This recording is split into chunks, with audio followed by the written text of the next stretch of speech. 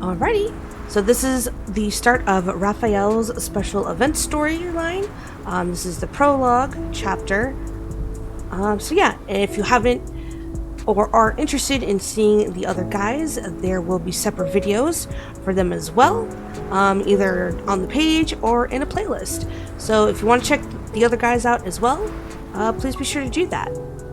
Alrighty, but we're going to get started with Rafayel's special event story now. The scorching wind wakes me from a light sleep, and as I open my eyes, a vast, primitive golden wilderness bursts into view. The cars driving through the rugged, rock-covered desert, weathered city walls, and vermilion pavilions come into view. Am I dreaming? This is very reminiscent of Rafayel's myth card. No, this can't be a dream. A week ago, we took care of Regal Antique on behalf of its owner, and Rafayel and I planned to travel to the location marked on the treasure map afterward.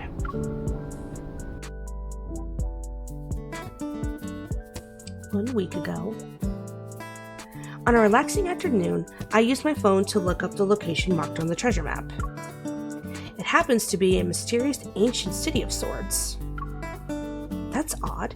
Why can't I find any information? The treasure map is so old. Could it be that this city-state has already vanished? If so, our month-long travel plans will be for nothing. Month-long?!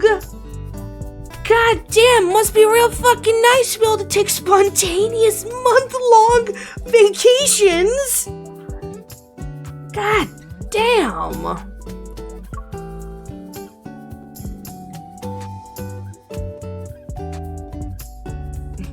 Rafayel stirs, turns his head to look at the map, and examines the direction of the rivers and mountains. Isn't this the Bin Shah ancient city? Don't worry, our month-long travel plans won't be ruined. It hasn't disappeared. It's just kinda small and somewhat isolated. It doesn't really interact with the outside world. That's why you couldn't find it. I didn't expect Rafayel to recognize this place. It piques my interest, and I sit up to look at him. Have you been there before? To find inspiration? More like to rest. Yeah. And also chasing after a spectacle. You can see a once-in-a-century teal sky there. Ooh. And since I was curious, I had to get a look-see. A teal sky? I imagine the scene filled with a soft teal hue as Rafayel sits below it, his shadow stretching into the distance. So, did you see it? Rafayel shakes his head, picks up his paintbrush and palette, and then mixes some teal paint. No, they said it'd be a while before 100 years have passed. I wonder if we can see it this year. Oh. If we're going there, can I take you on the route I used before? Alright, fun fact, this boy's been around for a very long time. So, okay, that would make sense as to, okay, that makes sense. Does it means I can start getting excited? Ooh, I think we got typo there. Seeing my eyes light up, Rafayel puts down his brush and smiles with me. Do you want to see the teal sky that much? Yeah. You're grinning from ear to ear. Who wouldn't want to? Of course, I want to walk the path you walked on. I pinch Rafayel's hand. Wouldn't it be interesting to have our footsteps overlap at different times?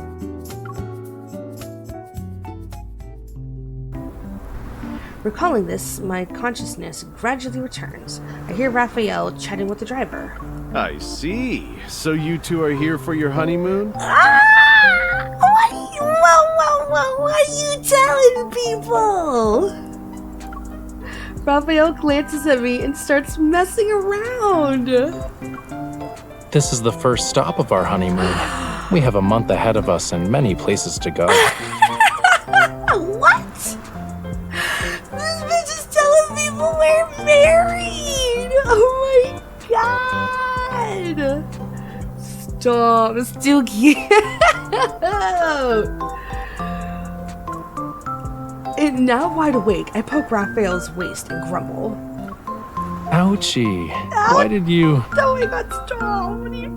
Why are you telling others nonsense? And why did he make that assumption in the first place? When did I speak nonsense? Raphael raises an eyebrow as if he's about to state a fact. Spending a sweet month traveling with someone you like? Isn't that what a honeymoon is all about? Seeing the mirth in his eyes, I pause before giving him another retort. I mean, most honeymoons don't get to last a month, my guy, but I mean, I can see why the guy would come to the assumption. That's a stretch if we're talking about the definition of honeymoon. The concept is different. Amazing. Truly amazing.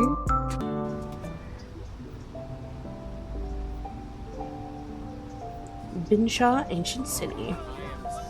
After we enter Binshaw Ancient City, we head to the place that Rafayel had stayed in. It seems we arrived just in time for the morning market. The ancient city's streets are bustling and the scent of fresh fruit fills the air. Someone suddenly bumped into my shoulder. Raphael steadies me and pulls me into his arms subtly. Let's go. I know a shortcut that's less crowded.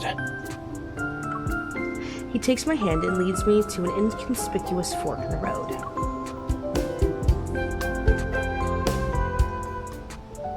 I spent a long time admiring the paintings on the walls when I was here.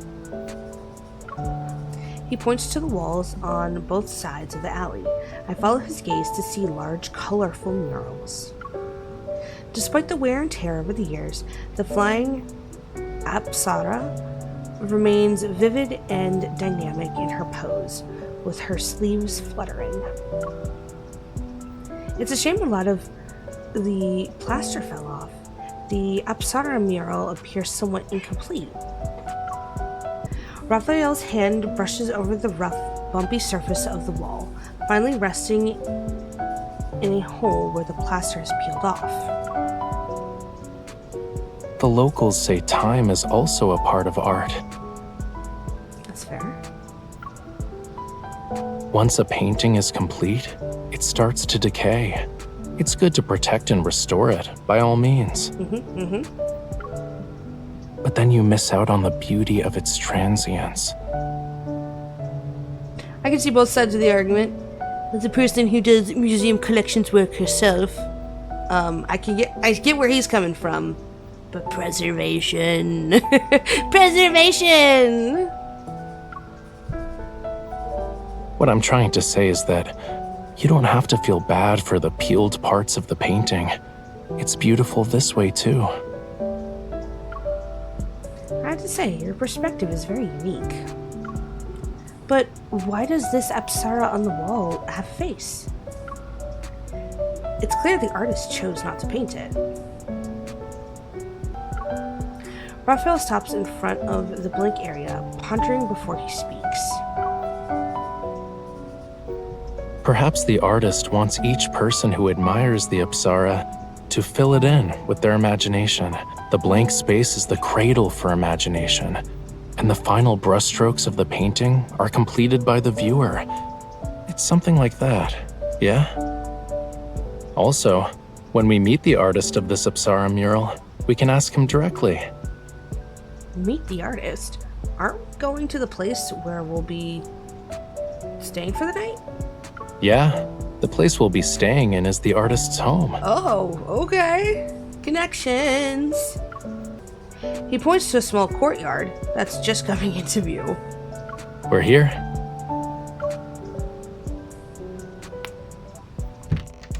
Ooh. Push it open the courtyard gate. An even more intense array of colors greets us. A huge mural of the flying Apsara is painted on the screen wall. Even without a face, one can imagine her graceful demeanor. This Apsara must be special to the artist, right? With her face covered by a red veil, a lady walks out of the courtyard and greets us with a smile. Are you two my father's guests? He's gone out to paint and specifically instructed me to welcome you. As we tour the courtyard with her, I take the opportunity to ask about the painting. That painting of the Apsara was based on my mother. Aww. My father conveyed his love through his paintings. Naturally, he hoped it would remind the viewers of their loved ones. That is why he left the face blank. Aw, that's sweet. In an instant, all my questions are answered. I turn to look at Rafayel, who's walking behind us. Who did you think of when you saw the Apsara? Huh? After a brief pause, Rafayel chuckles and squints as if he has an epiphany. Do you even need to ask? Of course I saw.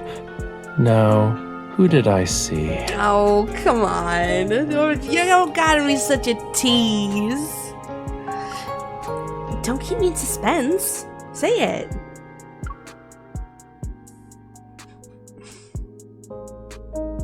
Rafayel walks over and pinches my nose. I saw someone who made me fall in love with this land. Oh, that's us. I mean, obviously I knew it was us, but it ties into his backstory. Damn it, they're so good at this. Always with the tying into the backstories. Okay, we love it.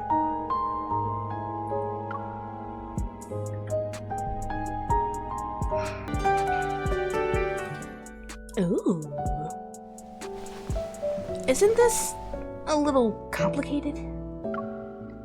On the bed inside the house lies a set of local attire. The woman prepared them for me, but I'm at a loss. The elaborate and complex design leaves me stumped, not knowing where to begin. I glance at Rafayel, who's in a similar predicament. Because yeah, if it's anything like the outfits we've been seeing in the cards, yeah, it's just like, oh yeah, it's just like straps and very flowing pieces of fabric. Never mind. Well, I don't know how to put on these clothes. I still know how to wear jewelry. I pick up the necklace, planning to put it on myself, but before I do, I take another look at Rafayel in the mirror.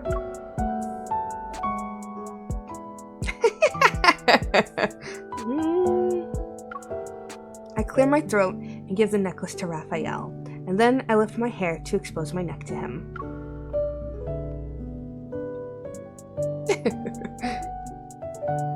I can't figure out how to put on this necklace. Can you help me? Rafayel looks at the necklace I put in his hands and can't help but chuckle. Your excuse is kinda lame.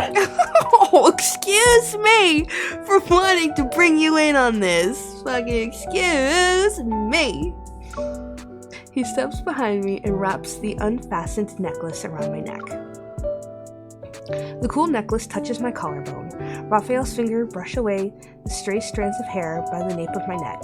He pauses. Do you want it tighter or looser? A bit looser, please. Hearing my request, Rafayel leans closer, his breath landing on my back. Huh? It's actually hard to fasten. Stop. I can't be doing that. Rafayel, stop it! Stop! What the fuck?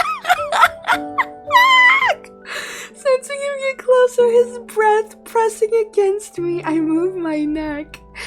Does it tickle? Oh my god. I'm almost done. Oh, this bitch. Yeah.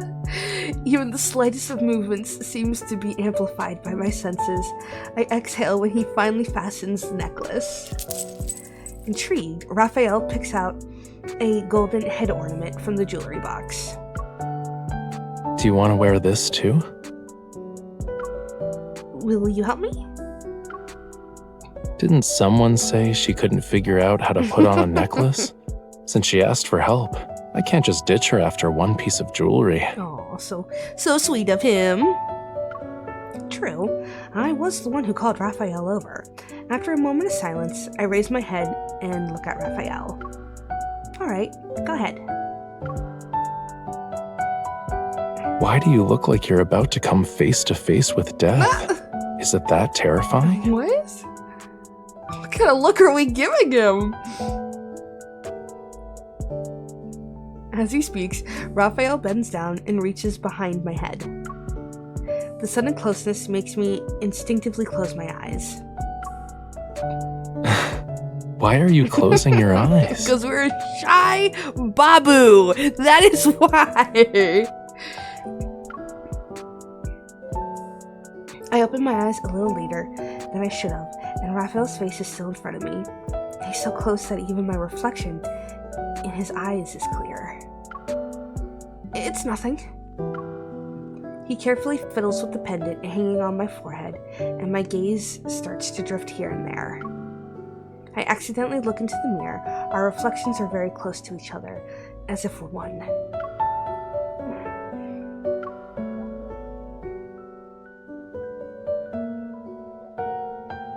Coming to my senses, I see Rafayel has already stepped back.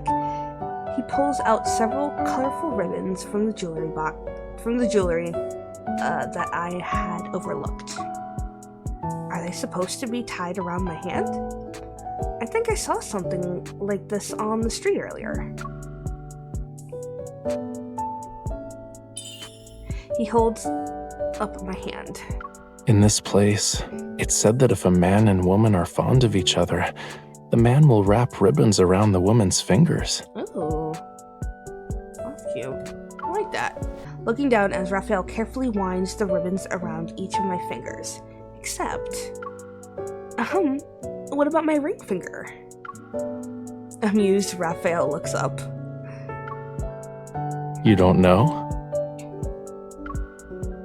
After tying several beautiful bows with the ribbons, Rafayel taps my ring finger gently. This spot is for later. Ooh. Ooh. Okay, chapter 3.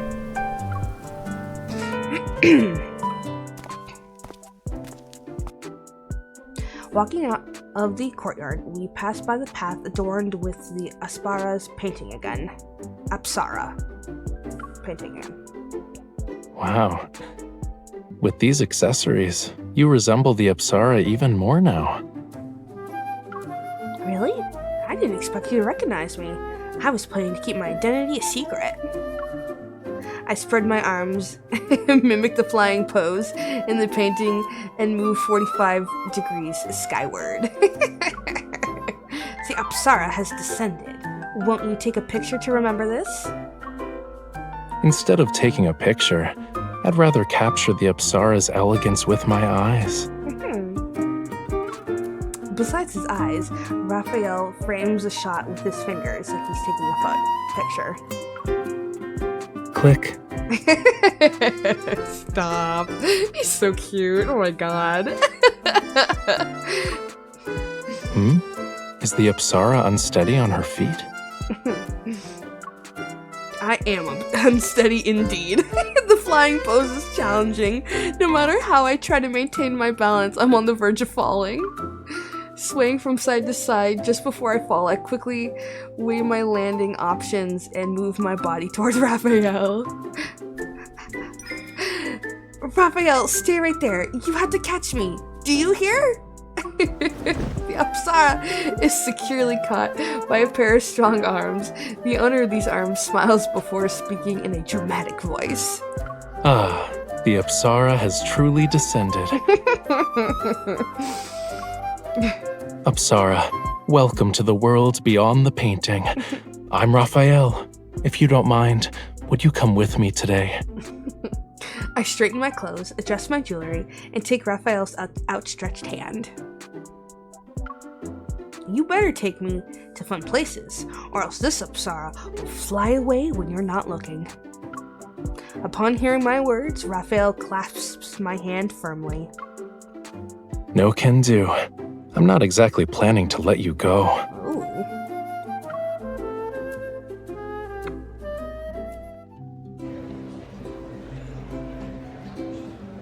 At my request to try the food you've eaten here, Rafayel takes me to a tea house with bells hanging.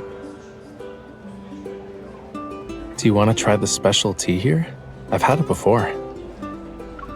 I nod, somehow sensing subtle mischief flashes across Rafayel's face.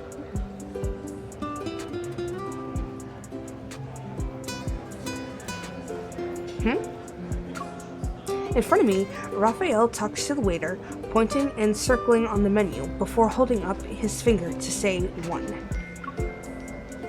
You only ordered 1 cup of tea? Yeah, I'm not thirsty. It's for you. Is he going to pull a prank on me? The tea arrives, bringing it to my face. I narrow my eyes and sneak a glance at Rafayel's reaction. He remains calm, which makes me even more suspicious. After a moment, I lower my head and lean in to smell the tea. Surprisingly, a pleasant fragrance wafts from the cup, and everything seems fine. Why don't you drink first and tell me how it is? Why? Don't you trust me? Nope. Not at all, bitch. The Rafayel pouts, takes the tea, and drinks it. His Adam apple moves, and he still looks unfazed. Now do you believe me? It's just ordinary tea. Nothing's wrong with it. Finally reassured, I take back the cup and take a sip. But a second later... An intense bitterness instantly overwhelms my taste buds, almost contorting my expression. You, Rafayel, you really were messing with me. I put down the teacup in agony and glare at the laughing Rafayel. How could you drink such bitter tea without any reaction? Did you hold it in just to trick me? Rafayel suppresses his laugh and pushes away the teacup. When I drank it before, I reacted the same way you did. He thought, let me see But how since she you're will here react. with me, it wasn't as bitter as before. Oh, okay. Oh, yeah, okay, Mr. Man. He picks up a piece of candy and presses it against my lips. I can guarantee this is sweet. It's not a trick. I glare at him again and accept the candy in my mouth. The sweetness gradually spreads over my tongue, masking the bitterness.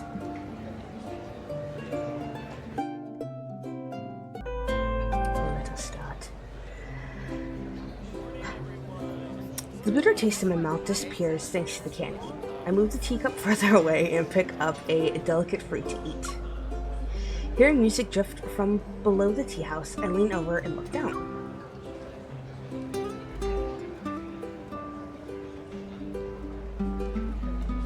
Are they hosting an event?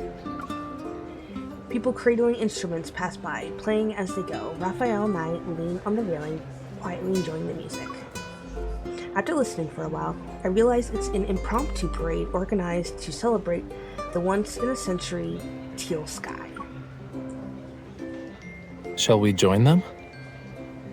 For a moment, I'm tempted, and then I shake my head. I don't know how to play these instruments, and joining them means jostling with the crowd. It's better to listen from here. But we're a little far away. I can't hear the melodies clearly. I lean out a bit more, trying to pick out the melody from the noise. Rafayel quickly pulls me back. Don't lean out too far. The railing may not hold. Apsara is meant to fly up, not fall down. Give me a moment. He stands up, walks to a corner of the tea house, and returns with one of the instruments I say in the parade. Ooh, I saw in the parade. Ooh, typo. I saw in the parade. I can play it for you if you want. Aw. He sits down cross-legged with the instrument. It's as if he's played it before. Was it like a sitar or something, I wonder? You know how to play? And this instrument, I've never seen it in Lincoln. Is it unique to this area? Raphael casually strums the strings as if regaining the feel. Yeah, you won't find this instrument outside of here. I only know a little bit. The tea house owner taught me in exchange for a method of making paint the last time I was here. I look back to where Raphael had gone. Smiling, the tea house owner waves at me. I nod politely in response. I only played it once and haven't touched it since. I'm a bit rusty, so bear with me. Raphael's fingers sweep the strings and play a staccato-like tune. Yet it's strangely captivating. My gaze slowly shifts to his face. Raphael looks down at the strings, his demeanor relaxed and comfortable, as if enjoying the process. When the piece ends, I give him a round of applause. Raphael exhales and rubs his wrist. It's almost like I traveled back to the past. Hearing this, I imagine him learning the instrument years ago. Unfortunately, I didn't witness it in person. Raphael, can you teach me how to play? Raphael pauses before glancing at my hands. Sure. A hunter's strength should be enough. After muttering to himself, Raphael passes the instrument in my hands. You'll need a bit of finesse to make it sing, like this. Raphael demonstrates, and I try to mimic him, but I can't even make a sound. Have you seen swans on a lake? Even though they look elegant, their feet are thrashing around underwater. Try to use your strength like that. Huh. Okay. His words paint quite a picture. I laugh and keep trying to make the instrument sound. My persistence pays off. After many attempts, I finally grasped the finesse Raphael was talking about. But this instrument is taxing on the wrist. How come I feel more tired compared to doing a day's worth of training? I feel breathless from playing. Raphael takes my hand and massages it smoothly. Now you know why I only played it once. I'd rather spend all this effort on painting, you know. Fair. What's the title of the piece you played? Is it also a local specialty? That one? I just improvised. He's like, fuck it. I just said fuck it. The warmth of his palm keeps flowing into my hand. It's a melody that's shared only between you and me. Aww. If anything, it's our specialty. It's cute. Cutie patootie.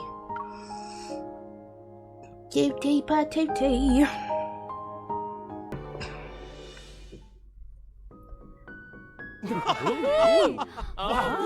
Noticing everyone around us look up, I follow their skyward gaze. Raphael, look!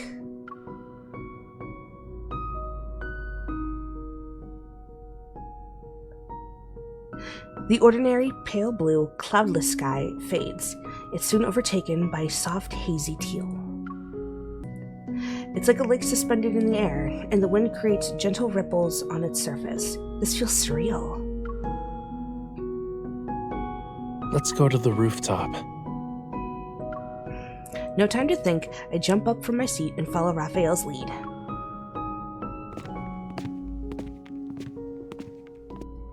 The higher we go into the tea house, the broader the view becomes. Raphael moves aside the roof tiles, turning to make room for me. I push against the wall and then leap up. A breeze welcomes me into this teal world. I turn and reach out to pull Raphael up. Our hands touch. I can't tell if I'm imagining it, but his palms seem a little sweaty. Sweaty palms! Does he not like heights? Come to the rooftop was definitely a great idea. The entire Binshaw ancient city is in view. Raphael takes a few steps and sits down. I follow and sit beside him. The scene matches the one I had imagined of Raphael gazing at the teal sky, except now I'm in the picture too. It's wonderful to share such a view with you. I imagined you looking at it by yourself like a lonely fish. I told you before not to let your imagination run wild. And how can I be lonely with you by my side? Aww. You're right. I wrap my arm around Raphael's and snuggle up against him. My chin touches his tense shoulder, and I suddenly realize something. He's afraid of heights, isn't he? Right, the rooftop might be a little too high for him. As I brainstorm ways to ease his anxiety, I tap Raphael's arm. Give me your hand. I have a gift for you. Though puzzled, Raphael still opens his palm. When did you prepare a gift? And how come I wasn't aware of this? Because it feels secret, silly. Why? What are you like asking silly questions? Well, I just finished preparing it. I didn't know about it 10 minutes ago.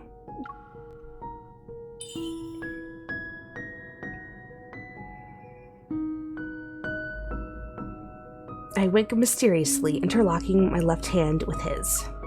Then, I untie the ribbons around my fingers and bind them again, wrapping our fingers together. Oh, that's cute.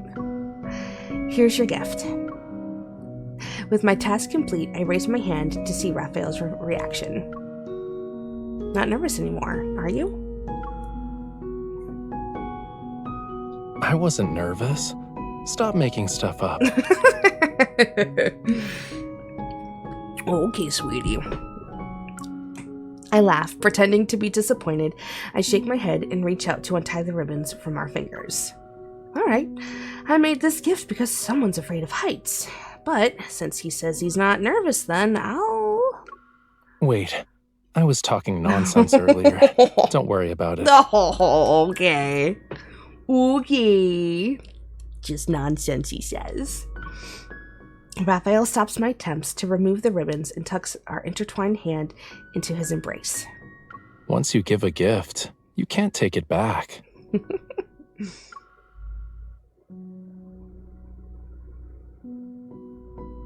Time passes, and the entire city-state is enveloped in a rich teal hue. It's like a finely colored oil painting, except we're also in it. As I take in the scenery, I feel like everything I'm witnessing is surreal. It's like being in another world. Raphael also gazes into the distance and responds softly. Maybe we are. After all, we're looking at the same scenery that was present 100 years ago. Perhaps, under this sky, we've really traveled back 100 years? I will say, it's possible for him to have been here 100 years ago. He turns to look at me, and my fingers encompass his entire field of vision. It's beautiful. Even if we did go back 100 years, you're with me. Oh, poor baby. Oh, he's been searching for us for so long. He's been searching for us for so long. I smile and move our ribbon-bound fingers. And I'll still be here 100 years from now.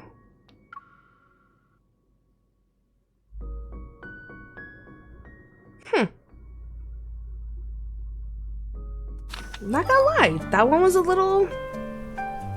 left a little lot to be desired, but still good, still cute. I like the story.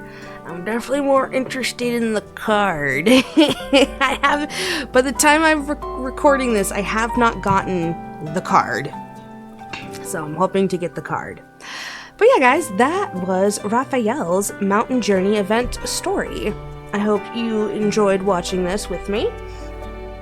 And yeah, I am putting out all separate videos for all the other guys, so if you are interested in those, be sure to watch those as well.